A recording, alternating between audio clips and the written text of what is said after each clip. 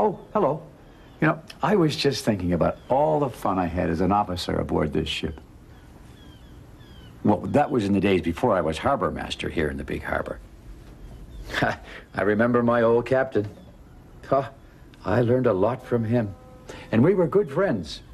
Well, you know, when you're at sea together for months at a time, you make new friends, and sometimes they become best friends. You know, I've been lucky. Everywhere I've gone, I've made new friends. And today, well, I've got lots of best friends right here in the big harbor. I think we have one of the friendliest harbors in the whole wide world. As a matter of fact, I think friendship is wonderful, don't you? But you know, I remember a time when Theodore was new here. He thought he might have too many best friends. Emily had just returned from a long trip back across the ocean, from France. Theodore wanted to know all about her trip. Emily told him that when she had first arrived, all she wanted to do was to rest her tête, which means her head in French. But after a nap, she was ready for a fête, which means a party. Now, Theodore thought tête and fête were terrific sounding words. Emily had been to so many wonderful places and had so many great adventures. Theodore was very impressed. "Emily, you're my best friend," he said. "Thank you, Theodore," replied Emily. And off she went with the kind of smile you get when someone's made you very happy. Later that same afternoon, Hank was showing Theodore around the harbor.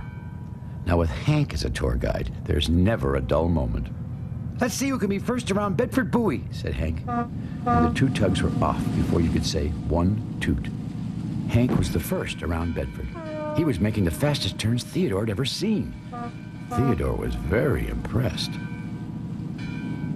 "Hank, you're my best friend," he said. "Great," said Hank. "I've always wanted to have a best friend." "Are you sure, Theodore?" "Sure, I'm sure," replied Theodore. "Can you show me how to make fast turns?" "Sure, I'll show you," said Hank. He was almost tripping over his own words. He was so excited. "We can start right after my next job." And with that, the two new best friends promised to meet later near the sandy beach and tooted their goodbyes. Theodore was racing along, practicing his speed turns when he saw Fodak. Fodak was paying close attention to the shoreline. His special underwater sonar machine was making its familiar poing poing sound. Theodore knew that meant Fodak had found something. Fodak was worried about what the changing sounds from the machine meant. "There's an underwater sandbar here," he said. "That means the water isn't very deep. A tugboat could get stuck here." "I'd better warn the other tugs," said Fodak. Theodore was very impressed. Fodak was always finding important things with his special machine. Then Theodore saw Fodak's new red lifeboat sitting behind his stack. "What a great lifeboat," said Theodore. Fodak explained he'd been given his new red lifeboat because he was a firefighting tug. "That way," he said, "everyone knows that I'm a very important tugboat." Theodore thought about the lifeboat. He could almost imagine cruising through the big harbor with a bright red lifeboat that showed everyone he was important.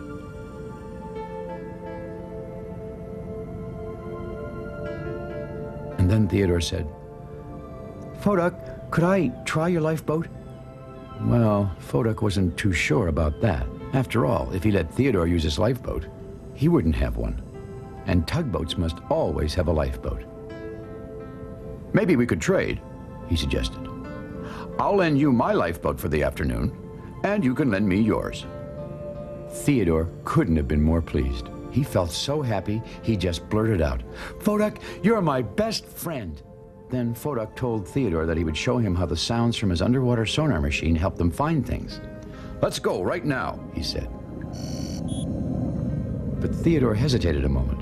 There was something else he was supposed to do, but in all the excitement, he had forgotten just what it was. Fodak tooted for Theodore. "Come on, Theodore." And Theodore set off after his new best friend.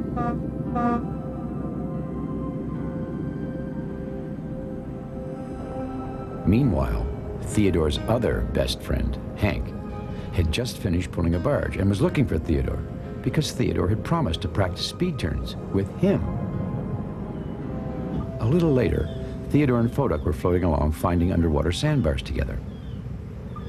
With Foduck's bright red lifeboat sitting proudly on his deck, Theodore felt like the most important tugboat in the whole harbor. Just then, Theodore saw Hank racing towards him. "Theodore!" cried Hank, who seemed quite worried. "Oh, I'm so glad to see you! What happened?" Hank had been looking everywhere for Theodore. When he hadn't shown up at the sandy beach, Hank had started to get worried. "Are you okay, Theodore?" he asked. I thought we were going to practice speed turns together. What, did you get lost?" Before Theodore could say anything, Foduck interrupted. "He didn't get lost. He got finding." He explained that they were spending the afternoon practicing finding things with his underwater sonar machine. "Don't you want to practice speed turns with me, Theodore?" asked Hank. Theodore knew he had forgotten something, and that was it. Now he remembered that he'd promised to practice with Hank, but he had also said he would look for things with Foduck. For a moment, he didn't know what to say. Then Hank noticed Theodore's new red lifeboat. "Where'd you get that?" Theodore explained that he had traded lifeboats with Foduck. "Yes," said Foduck, "that's because we're best friends." Well, it's not like Hank would be too quiet about anything, but for a moment he was very, very quiet. Theodore and Foduck were pretty quiet too. Hank was the first to speak.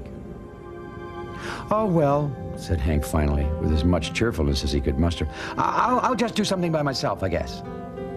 He told the others that this would be a good chance for him to practice quick stops. Now, Theodore was surprised to see that Hank didn't seem upset about not being Theodore's best friend. And to tell you the truth, Theodore was a little upset himself. Didn't Hank want to be his best friend? "Hank, are you sure that it's okay that I'm not your best friend?" asked Theodore. "Sure," answered Hank. But then he hurried away very quickly. That seemed strange. Theodore felt uncomfortable. Did Hank really not care that he wasn't Theodore's best friend? Did Hank really mean what he had said?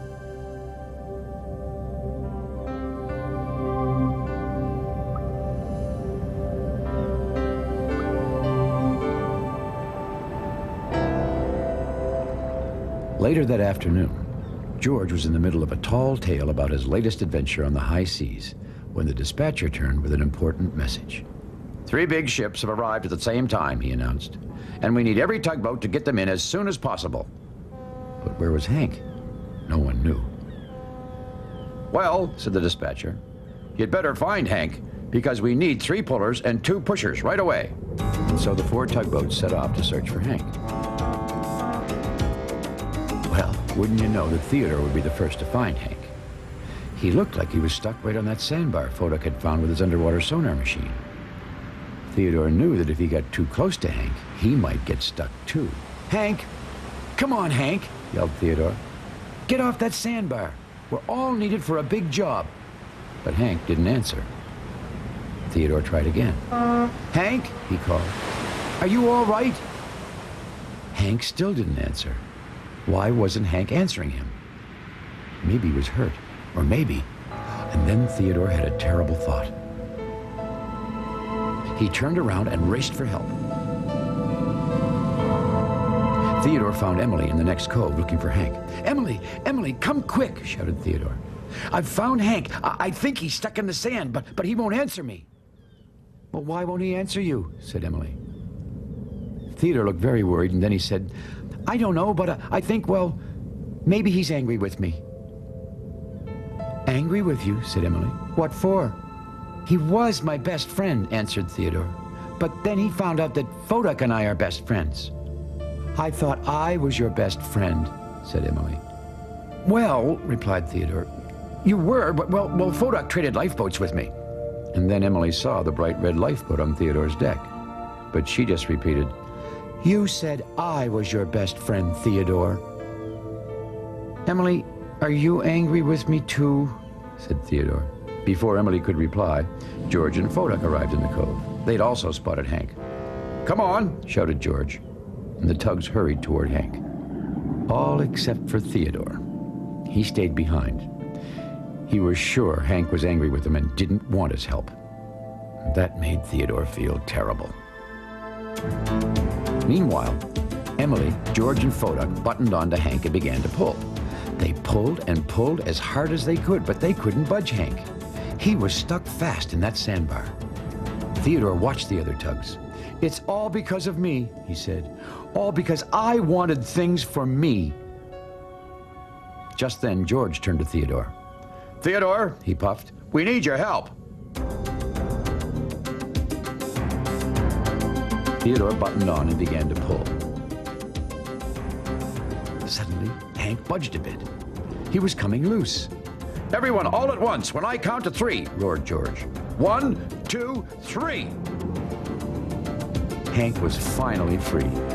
Everyone let out a great cheer, and Theodore was surprised to hear himself giving the loudest cheer of all. "Thanks for helping, Theodore," said Hank. "I could really feel the difference when you started to pull." "How did you get stuck anyway, Hank?" asked Emily. Well, Hank explained that he had been practicing quick stops and headed into the cove at full speed. That's when he got stuck on the hidden sandbar. "I guess I really wasn't watching where I was going," he said. "I was thinking about Theodore not being my best friend anymore." "Is that why you didn't answer me when I called you?" asked Theodore in a very small voice. Hank explained that he didn't hear Theodore calling him. He was facing the wrong way. Well, when Theodore heard this, he was very relieved. But all the tugs were still staring at Theodore. Just whose best friend was he, anyway? At first, Theodore didn't know what to say. He had said he was Hank's best friend, and Hank was lots of fun to practice with, but he really liked being with Emily, too. Oh, she had been to so many places and knew so many things. And Foduck. Oh, Foduck was smart in a different way and was always helping others. And George was strong and brave. Theodore looked around at the other tugs and tried to decide who his best friend really was. He thought about how it felt when everyone rescued Hank, working together, and the big cheer when Hank finally came free. And then Theodore knew the answer. "I think we're all best friends," he said. "That's right," said Emily. "We sure are," said Foduck. "You bet," added George. "Everyone's best friends," tooted Hank as if he just thought of it. They were all so happy they didn't notice that Pearl, the pilot boat, had arrived. "We've got to get to work right away," she said. "A wind is coming up, and we have to bring those big ships in fast." "Right," shouted the tugs, and they all headed off to work. All the best of friends in the friendliest harbor of them all.